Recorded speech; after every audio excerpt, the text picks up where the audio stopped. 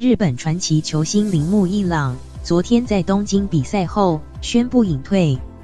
记者会涌入上百家媒体，原本对日本媒体提问有点不耐烦的铃木一朗，一听到台湾媒体发问，态度立刻变得非常温柔。他先问候马林鱼前队友陈伟英，接着大赞台湾是个好地方。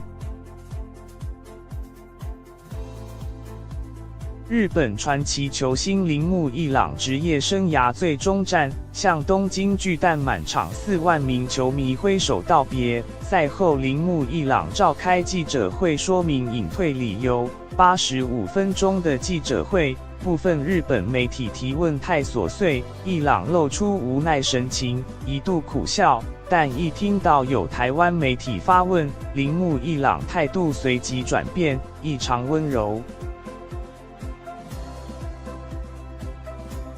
日本球星铃木一朗，我蛮想知道陈伟英现在好不好？他曾经是我的队友嘛？陈现在有地好好投球对吧？原来如此，听到这个比什么都重要。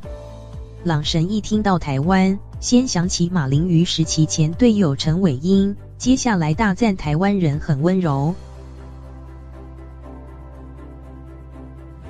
日本球星铃木一朗，我以前去过台湾，去过一次，印象是很温柔，心地善良，就觉得人很温柔，感觉很好。铃木一朗对台湾态度特别好，也引发日本网友热议，说一朗对台湾记者和日本真的差别好大。而被点名的英仔今早也在脸书和 IG 用日文回应说：“我很好，曾经与神同队，就像做梦一样。”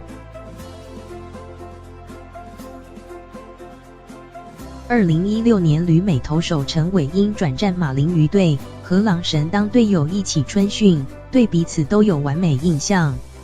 旅美投手陈伟英觉得他人蛮好亲近的，蛮好聊天，也蛮照顾我的。日本球星铃木一朗来美国第一次遇到他，就觉得相处挺舒服的，感觉他比日本人还像日本人，是我超喜欢的选手。 日本球星铃木一朗说：“你好，可以吗？你好，我第一次来耶，台湾。1999年，一朗跟随日职欧力士来台打球，结果发生921大地震，表演赛变成赈灾义演赛。一朗虽然有伤在身，仍替补上场展现守备英姿。而如今，一朗卸下战袍，他的英姿将永留球迷心中。